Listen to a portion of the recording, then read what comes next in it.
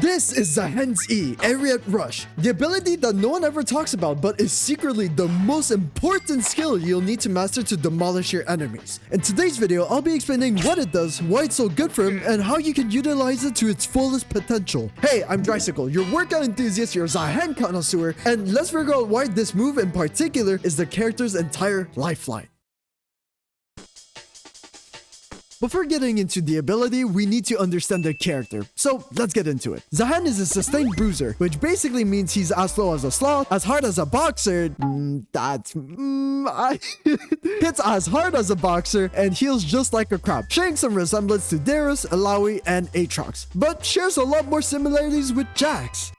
Any good fishing spots round here? They are both late game threats, with insane dueling potential, loves when the fights are cluttered, and not completely useless in the early game. Being able to out-duel Set and Darius level 1, which is kinda nuts. While Jax is more about overwhelming the enemy as soon as he can, Zahen is more reliant on his passive to be active, to start doing some insane BS. But what makes him into this late game monster? Starting with the passive. Anytime you would land an attack, you would gain a stack of determination, which gives you AD. But upon getting full stacks, he not only doubles the amount of AD he receives from the passive, he also gets a resurrection attached to his name. Because why not? Getting to this point with Zahen will always be something you look forward towards. And I don't think I need to explain to you why. Next is his Q. Q is an enhanced auto attack that gives you extra range and comes in two different forms. Q1, which heals you for 9% of your max health back and dealing 2 instances of damage. And Q2, which is just a knockup. That's self-explanatory. And the cooldown on that is pretty low towards the end game. You're basically just cycling through his Qs every now and then. Now with the W, you thrust your spear in front of you and anything that gets hit by it slightly gets tugged back towards Zahen, as well as giving him 2 stacks of determination per person hit. This is insane. You don't know how hard it is to get 12 stacks of determination. So even with just 2 people getting hit by his W almost instantly guarantees your resurrection. We'll talk about this one soon. And lastly, the ultimate is the last part of his kit, having 2 parts baked into the ability. First is the active. Zahen leaps into the air, getting ready to strike down on his opponents in a circle, with each enemy hit granting him healing scaling with his AD,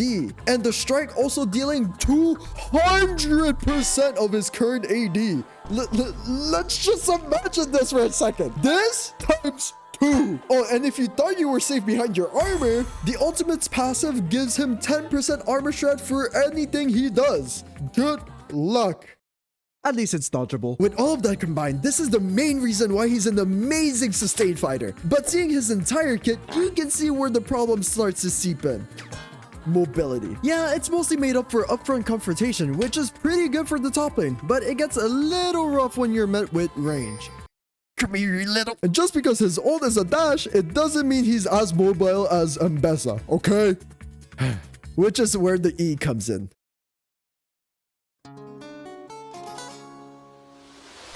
So what is Aerial Rush? I effed up the pronunciation. It's not Aerial Rush, it's Aerial Rush. Whatever. Aerial Rush is a small little dash that slashes around him upon landing and granting you 1 determination stack per person. But if you manage to make contact with the outer edge of the slash, you deal extra physical damage and extra magic damage scaling with their max HP. The more HP they have, the more it hurts. So you would always want to hit the sweet spot at any stage of the game. Unfortunately, like most other dashes, you are unable to do any other action until you've reached your destination, with some exceptions. Hey, I'll get to that later. But why do anything during your dash when you can wall hop? No, nobody? My bad. Granted, it's not talent levels of BS, but it's still a wall hop. And it's not like Aatrox hop that just cheats. This guy just gets to cheat, by the way. Ryan, hello. Anyways, why am I calling this the most important ability to master? If it's just a little dinky dash with moderate damage. Well, it's what it's able to enable that makes it insane. So what makes this so great? Aerial Rush gives a multitude of options you wouldn't have without it, with the first usage being poke. In the early game, you do lose out to a decent amount of top laners.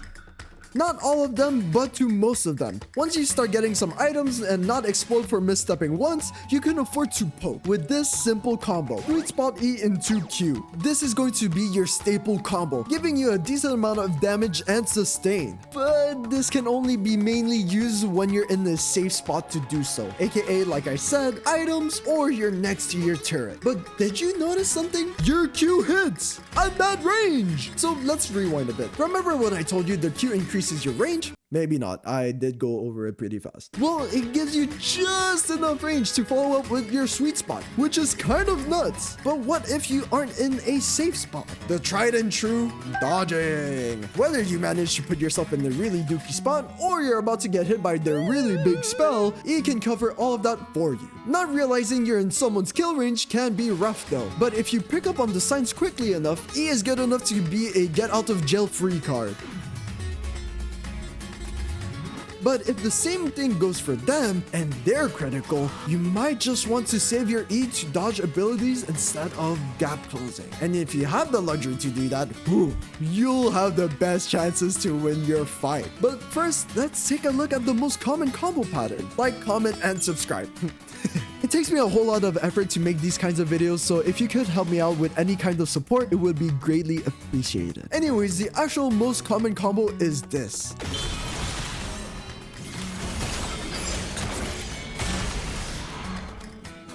You'll see this a lot because it works in all stages of the game with slight variations because of your attack speed, but the same regardless. But did you notice the downtime between the Qs? Yeah, it's pretty long. But if you manage to save your E, you can make it a lot more smoother.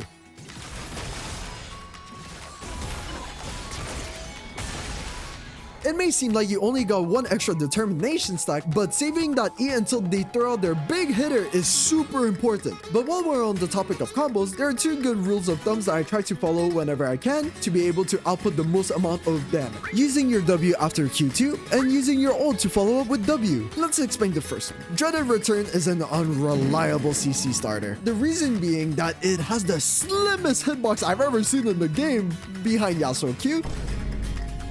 I made a video about that. If you want to check it, go check it out. And has one of the most telegraphed animations out there. Both of these together make the hardest skill shots to land by itself, but if your Q2 is online, you can just knock them up and get the freest follow-up ever and determination stacks. Which leads into our second topic, W into R.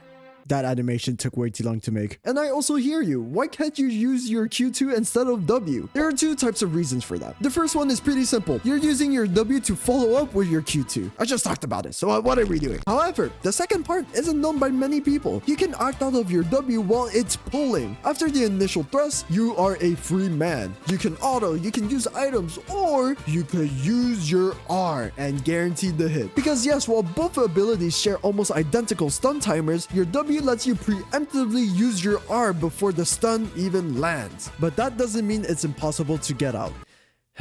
Anyways, once you get a little stronger and have more cooldown reduction, this item is broken by the way, you can start using your E more freely, like for chases or instant damage. Chases are self-explanatory. You follow them along by sweet spotting where they want to go. Important note that you are parallel to them, because if you try and sweet spot it while you're behind them, you'll struggle to chase. And being too forward can be good at times, but it can lead to your demise way earlier as well. Additionally, if you ever buy Strike Breaker, you can also forget about hitting the sweet spot if they're a little too far and just slow them. Yeah, Strike Breaker is one of the few things you can do while you're dashing. Another being Flash, but why would you do that?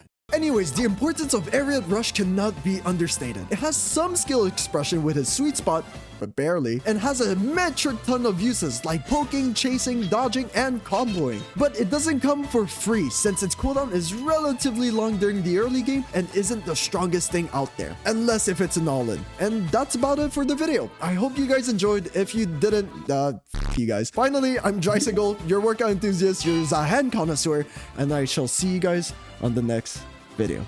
Oh, he is definitely, oh. Ay, caramba!